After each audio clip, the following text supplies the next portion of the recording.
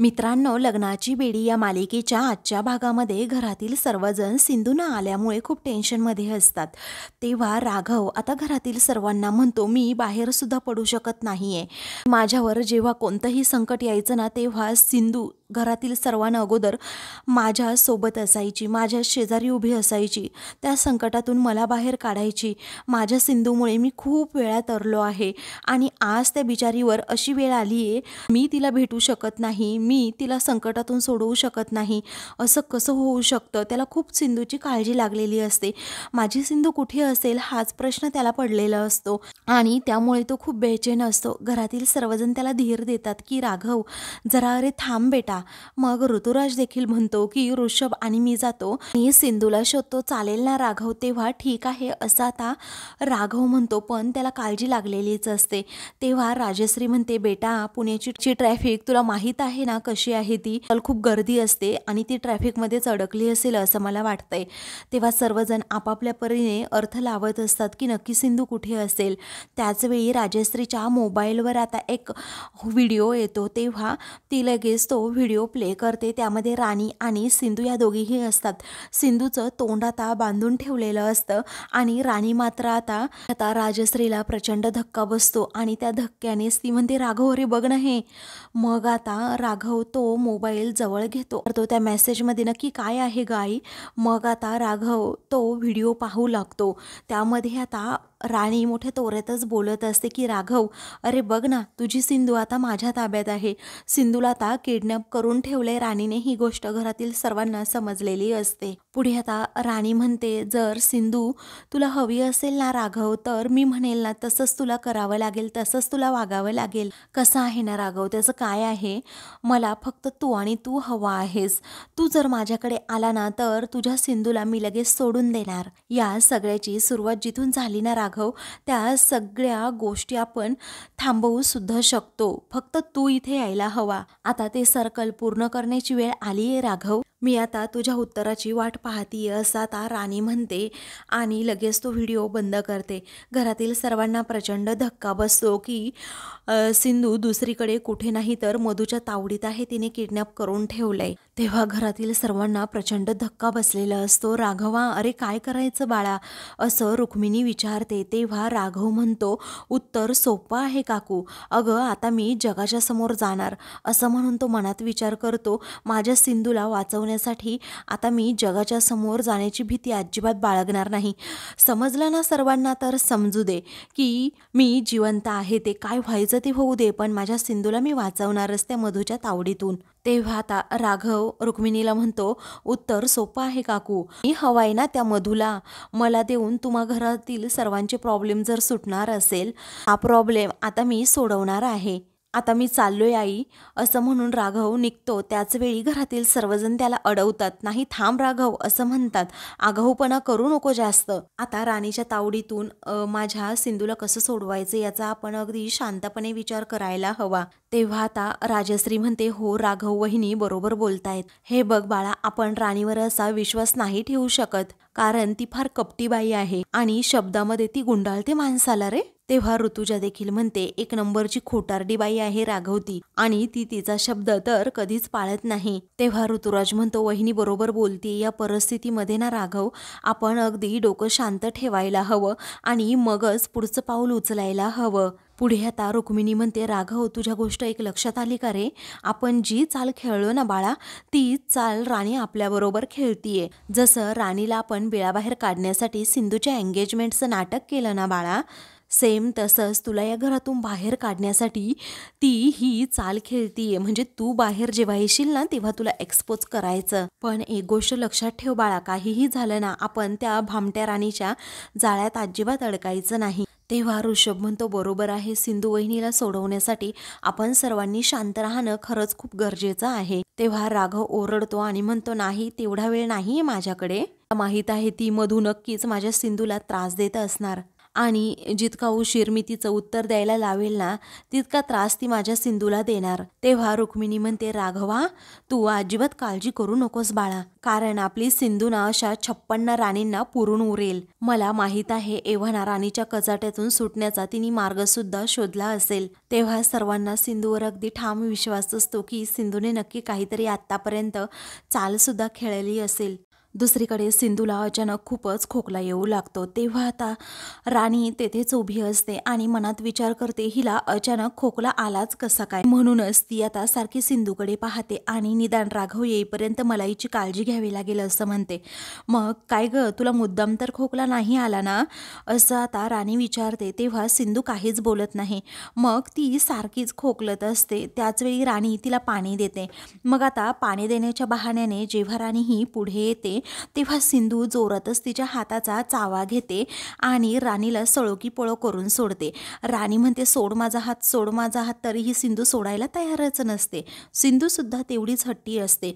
मग तिच्या हातातून तो पाण्याचा ग्लास खाली पडतो आणि फुटतो. तो फुटल्यामुळे सर्व काचा ह्या अस्ताव्यस्त होतात. त्यानंतर राणी ही सिंधूचा गळाच पकडते आणि म्हणते, आता तुझा माज मी कसा उतरवते ना तू बघच. आता बघ, तू मागितलं ना तरीही मी तुला पाणी देणार नाही. ती जेव्हा तेथून जाते ना तेव्हा सिंधू हसतच तिच्याकडे पाहते आणि म्हणते, मला जे हवं ना ते मिळाले अगं मधू. ती त्या काचांकडे पाहता ती त्यातीलच एक काच पायाने उचलण्याचा खूप प्रयत्न करत असते. तर दुसरीकडे घरातील सर्वजण अजूनही टेन्शनमध्ये असतात. नक्की राणीने सिंधूला किडनॅप करून कुठे ठेवलं असेल हा प्रश्न सर्वांना पडतो. म्हणूनच आता टीव्हीवर तो व्हिडिओ सर्वजण पाहत असतात. तेव्हा आता प्रत्येक अगदी निरखून तो व्हिडिओ पाहतात आणि राणीचा प्रचंड सर्वांना राग आलेला असतो. काही वेळानंतर राघव हा रागातच तो व्हिडिओ बंद करून टाकतो. आणि ह्या व्हिडिओकडे बघून तुम्हा सर्वांना काय वाटतं की मधूने सिंधूला कुठे लपवून ठेवलं असेल. तेव्हा सर्वजण आपापल्या परीने आता खूप विचार खोलात जाऊन करू लागतात की नक्की कुठे सिंधूला लपवलं असेल. त्यानंतर राजश्री आता खूप विचार करते आणि तिला ते प्रसंग आठवतात की कशा प्रकारे राघवने आता सिंधूच्या मदतीने हॉस्पिटलमधून पलायन केलं होतं आणि त्या दोघांनीही वेषांतर केलं होतं. तेव्हा राजश्री असं राघवला सांगते की राघवा, मला काय वाटतंय तुला माहिती आहे का, हॉस्पिटलमध्ये राणीने आपल्या सिंधूला ठेवलं असेल. तेव्हा सर्वजण तिच्याकडे पाहतात आणि मग राघव विचारतो, का बरं आई, तुला असं का वाटतंय. मग आता राजश्री म्हणते, अरे तिथूनच या सगळ्याची सुरुवात झाली होती ना, म्हणून मला असं वाटतंय. त्याच वेळी ऋषभ म्हणतो, नाही काकू, असं नाही होऊ शकत, कारण ती पब्लिक प्लेसमध्ये तर आपल्या सिंधू वहिनीला नाही ठेवू शकत. त्यानंतर आता रुक्मिणीला आठवतं की मागच्या वेळी सावीला ज्या गोडाऊनमध्ये ठेवलं होतं तिथे तर ठेवलं नसेल माझ्या सिंधूला. मग आता ती तिच्या परीने विचार करत घरातील सर्वांना जे काही आठवतंय ते सगळं काही सांगते की अरे खरंच मधूने मागच्या वेळी आपल्या सावीला जिथे ठेवलं होतं ना त्या गोडाऊनमध्ये तिथे तर आपल्या सिंधूला ठेवलं नसेल. घवला लगेच त्या गोष्टी क्लिक होऊ लागतात. तेव्हा ऋतुराज म्हणतो, वहिनी, अहो मधू आणि तिचा तो मामा पक्के चापलूस आहेत आणि अशा जागी तो मामा आणि ती मधू सिंधूला लपवण्याचा प्रयत्न सुद्धा करणार नाही. ते ना पक्के हुशार आहेत असं ऋतुराज सांगतो. तेव्हा बरोबर आहे काका तुझं, असं आता राघव म्हणतो. मग आता अशा ठिकाणी लपवलं असेल का जिथे आपण पोहोचू शकत नाही किंवा आपल्याला ती जागाच माहीत नाही. तेव्हा ऋतुजा म्हणते, राणीच्या घरामध्ये तिच्या त्या सिक्रेट रूममध्ये तर लपवलं नसेल ना आपल्या सिंधूला. तेव्हा यू आर राईट काकू, कारण आपण या सगळ्या जागांवर जाऊन पाहूयात, शोधल्याशिवाय आपल्याला समजणार नाही की सिंधूला नक्की तिने कुठे किडनॅप करून ठेवले, असं राघव सर्वांना म्हणतो. तेव्हा राजश्री म्हणते, कल्पना तर चांगली आहे तुझी, आपण असंच करूयात. तेव्हा राघव आता सर्वांना आपापलं काम समजावून सांगतो. मग आता सर्वांना नक्की कुठे जायचं हे समजलेलं असतं. त्यावेळी ऋषभला आता तो काहीतरी अजून सांगत, आता ऋषभ हो असं म्हणत असतो. वेळानंतर आता रुक्मिणी म्हणते, राघवा मी तुला काय म्हणते ऐक ना. राघव विचारतो, काय झालं काकू. मग आता रुक्मिणी म्हणते, बाळा आपण एकट्याने जाण्यापेक्षा सोबतीला कुणाला तरी घेऊन जायचं का, म्हणजे आपण आहोत ना सगळेजण, मग कुणाला टेन्शन नको. तेव्हा इट्स अ गुड आयडिया असं राघव म्हणतो. तेव्हा राघव आता काकू आणि काकाला म्हणजे ऋतुजा आणि ऋतुराजला म्हणतो, तुम्ही फार्म हाऊसवर जा ऋषभ, अरे तू हॉस्पिटलमध्ये जा आईबरोबर, चालेल ना? मग आता ऋषभ हो असं म्हणतो. मग रुक्मिणीला म्हणतो की तू त्या मधूच्या घरी जा, तुला कुणीही तिथे अडवणार नाही. पण एक गोष्ट लक्षात ठेवा, तुम्ही जिथे जाताय ना तिथे सिंधू असेल किंवा नसेलही, पण मधू आणि तिचे गुंड तेथे असण्याचे सर्वात जास्त चान्सेस आहेत. त्यामुळे प्लीज जरा सांभाळून जा आणि सांभाळून राहा. काहीही झालं ना, काहीही आढळलं ना तर लगेच मला अपडेट करा, आपण लगेच मॅनेज करूयात, चालेल ना? तेव्हा सर्वांना आपापलं काम आता समजतं. त्यामुळे आता राघवने जी जबाबदारी घरच्यांवर सोपवलेली असते ते सर्वजण आता राघवचं ऐकतात, कारण काहीही झालं तरी सिंधूला आता शोधायचं असतं. त्यानंतर राघव म्हणतो तुम्ही लगेच निघा आणि मला इन्फॉर्म करा. तेव्हा सर्वजण आपापल्या दिशेने आता जाऊ लागतात. तेव्हा राघव आता मात्र खूप टेन्शनमध्ये असतो. घरातील सर्वांना हे काम जमेल ना की नाही जमणार हेच त्याला आता वाटत असतं. पण आता घरातील सर्वजण सिंधूला शोधण्यासाठी काहीही करणार असतात हेही त्याला माहीत असतं. दुसरीकडे सिंधू आता ती काच घेते आणि त्या काचेने रशी तोडण्याचा प्रयत्न करत असते. त्यावेळी आता ती रशी काही वेळाने तुटते. तेव्हा सिंधूला आता जरा बरं वाटतं. एवढा वेळ असं सिंधूला बांधून ठेवलेलं असतं, त्यामुळे तिला खूप असं कसं तरी होत असतं आणि मग ती नंतर जरा रिलॅक्स होते आणि लगेच बाहेर जाण्याचा मार्ग शोधू लागते. तर समोरून लगेच आता भामटी मधू येते आणि 2 गुंडांना समवेत घेऊन आलेली असते. तेव्हा सिंधू मात्र आता खूपच घाबरते, कारण राणीच्या तावडीतून सुटून जाणं एवढंही सोपं नाहीये हे सिंधूला चांगल्यापैकी समजलेलं असतं. मग आता सिंधूकडे रागातच ती मधू पाहत असते. त्याचवेळी माझ्या तावडीतून सुटून जाणं एवढंही शक्य नाहीये असं रागातच मधू म्हणते आणि जोपर्यंत राघव इथे येत नाही ना तोपर्यंत इथून तुझी सुटका कधीही होऊ शकत नाही असं राणी स्पष्टपणे सिंधूला म्हणते. त्यानंतर आता मधू लगेच तिच्या गुंडांना म्हणते की बांधा रे हिला पुन्हा. तेव्हा सिंधू म्हणते नको ना गं मधू, असं करू नको ना. मग आता मधू म्हणते नाही, तू आत्ता पळून जाण्याचा प्रयत्न केला आहेस ना, आता इथून पळून जाण्याचा विचार सुद्धा तू करू शकणार नाही, लक्षात ठेव. आता सिंधू ही खूपच घाबरते, कारण काहीही करून घरच्यांपर्यंत तिला पोहोचायचं असतं. पण आता मधूमुळे आता पुन्हा एकदा ती बांधली जाते. त्याच वेळी आता ती त्या गुंडांना म्हणत असते नका बांधू नका बांधू. तेव्हा ते म्हणतात ए गप्पा बस. त्यावेळी सिंधू आता मनात विचार करते नक्की हिच्या मनात नक्की काय चाललंय आणि मला हे कसं कळेल. काही वेळानंतर आता तो गुंड तेथे येतो आणि लगेच मधूकडे बॉम्ब देतो. त्या बॉम्बला पाहून आता सिंधूला खूपच मोठा धक्का बसतो. नक्की हे ही काय करते असं सिंधूच्या मनात येतं. त्याच वेळी आता मधू तो बॉम्ब हातात घेते आणि सिंधूच्या हातावर ठेवते. तेव्हा मधू हे तू काय करतेयस, तुला कळतं का तू काय करतेयस असं रागातच सिंधू विचारते. तेव्हा मधू म्हणते हो कळेल अगं तुला, जरा थांब. त्यानंतर आता ती त्यामध्ये टायमर सेट करून ठेवत असते. त्याच वेळी आता हे खूप चुकीचं आहे हा असं रागातच सिंधू म्हणते. मग आता मधू म्हणते हे तर तुझ्या कर्माचं फळ आहे, कारण तू जर पळून जाण्याचा प्रयत्न केला नसतास ना सिंधू तर तुला ही शिक्षा भोगावीच लागली नसती. परंतु तू पळून जाण्याचा प्रयत्न केला आणि इथेच खूप मोठी घोडचूक केली आणि या घोडचुकीची शिक्षा मी तुला दिली आहे, समजलं? आता इथून पुढे तू असा शहाणपणा सुद्धा करणार नाही आणि डोक्यात विचार सुद्धा आणू शकणार नाही की मला इथून पळून जायचं आहे आणि मधूला पुन्हा धोका द्यायचा आहे, हो की नाही, बरोबर ना? त्यानंतर आता मधू ब्लॅकमेल करत सिंधूला म्हणते आता मला राघवकडून जे हवं आहे ना ते करवून घेणं अजूनच सोपं झालंय. तेव्हा सिंधू आता अजूनच तिला विनंती करत असते की प्लीज असं करू नको मधू, तू पूर्णपणे चुकीचं करतीये, जरा आमचा विचार तरी कर असं म्हणून आता ही करतच सिंधू आता रडू लागते. तुला अजिबात तिची दया येत नाही. तिचं मन खूप निकरट झालेलं असतं राघवच्या प्रेमापुढे आणि सिंधूचा बदला घेण्याच्या उद्देशाने ती आता काही पण करत असते. त्यानंतर ती म्हणते जरा चांगली पोज दे म्हणजे तुझा फोटो काढता येईल असं म्हणून ती मोबाईल घेते आणि सिंधूच्या हातावर बॉम्ब आहे असा फोटो काढते आणि लगेच तो फोटो सेंड सुद्धा करते. आता राघवला इथे यावंच लागेल असं मोठ्या तोऱ्यातच मधू म्हणते. चला रे असं म्हणून तिच्या दोन्हीही गुंडांना घेऊन आता ती तेथून जाण्याचा प्रयत्न करते. तेव्हा सिंधू म्हणते थांब मधू. तो मधू काही थांबत नाही, ती मोठ्या तोऱ्यातच तेथून जाते. तर सिंधूला आता खूप टेन्शन येतं, वर ही मधू तर बॉम्ब ठेवून गेली आहे, आता काय करावं, कारण आता तिचे सर्वच मार्ग बंद झालेले असतात. इथून सुटावं तरी कसं हा प्रश्न तिच्यासमोर उभा असतो. इकडे राघव मात्र आता घरातील सर्वांची वाट पाहत असतो. त्याच वेळी आता राजश्री तेथे येते आणि म्हणते, राघवा ऐक ना. मग आता काय झालं, तो रुक्मिणी आणि राजश्रीला विचारतो.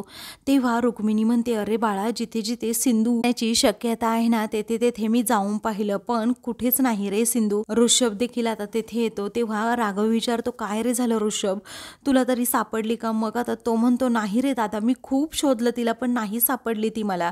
ऋतुराज आणि ऋतुजा हे दोघेही तिथे आलेले असतात. मग आता त्या दोघांनाही काही सिंधूबद्दल समजलेलं नसतं. पुढे आता तो म्हणतो, मी कुठे शोधू माझ्या सिंधूला कळतच नाही, कारण आता नक्की तिने कुठे ठेवलं असेल सिंधूला किडनॅप करून हेच कळत नाहीये. त्यावेळी आता रुक्मिणी म्हणते, बाळा नको काळजी करू, विनायक आहे आपल्या पाठीमागे, तोच आपल्याला मार्ग आता सापडून देईल. तेव्हा राघव म्हणतो, अगं काकू, तुला कळतंय का माझ्याकडे एवढा वेळ नाहीये, कारण मला लवकरात लवकर सिंधूला शोधायचंय. आता राघव खूपच टेन्शनमध्ये असताना त्याला अचानक एक मोबाईलवर फोटो येतो. तो आता मधूने त्याला पाठवलेला असतो. तेव्हा तो फोटो पाहून त्याला प्रचंड धक्का बसतो. त्याला आता लगेच पाठीमागे क्लिक होतं की हे ठिकाण मी कुठेतरी पाहिलं आहे, तो म्हणजे मधूचा स्टुडिओ. त्यावेळी आता त्या स्टुडिओमध्ये मधू क्लासेस घेणार असते हेही त्याला आठवतं आणि तो घरातील सगळ्यांकडे आता पाहतच राहतो. आणि मग घरातील सर्वजण विचारतात, काय झालं राघव?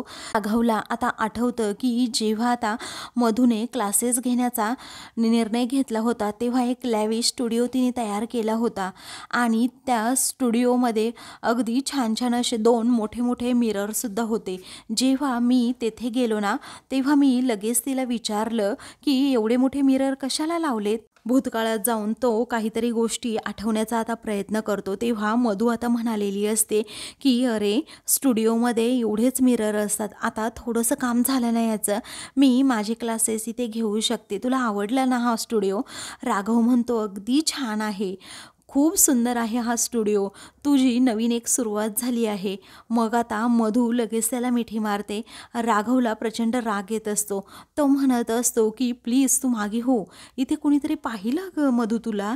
पण मधू ऐकतच नसते, ती सारखी राघवला मिठी मारत असते आणि म्हणते, राघव अरे ऐक ना, माझं तुझ्यावर खूप प्रेम आहे, आय लव्ह यू राघव. पण राघव आता सारखा सारखा तिला झिडकारत असतो. तो तिला लांबच जरा 4 हात ठेवत असतो, कारण जर कोणी पाहिलं तर खूप मोठा गैरसमज होऊ शकतो असं त्याच्या मनात येत असतं.